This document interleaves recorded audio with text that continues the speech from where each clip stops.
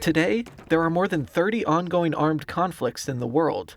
They have left a countless number of people dead and have created more than 60 million refugees, the same number that the world had after World War II. Before the suffering of millions of people, Pope Francis is calling on the world to overcome indifference. It's the central message of the 49th World Day of Peace, which the Vatican has just introduced. The document is called Overcome Indifference and Win Peace. Our time is characterized by an attitude of general indifference, an indifference that has overcome the individual to assume a global dimension and give a place for the phenomenon that Pope Francis defines as the globalization of indifference. The Pope enumerates some forms of this phenomenon. He stresses that the first indifference is before God, quote, which then leads to indifference to one's neighbor and to the environment. He also laments that because people see violence so often, they become desensitized to the trouble that others face.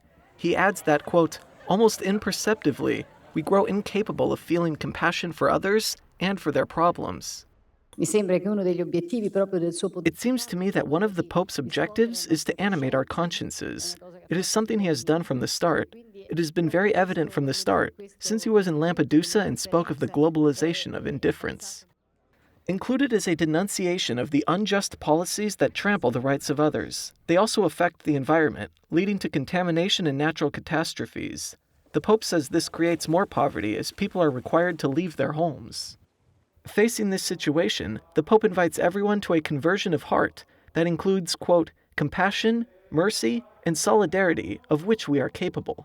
For that reason, he's launching a three-pronged call: that wars should be avoided, that the debt of poor countries should be forgiven or responsibly dealt with, and that policies should be established to respect human life, especially, quote, the fundamental and inalienable right to life of the unborn.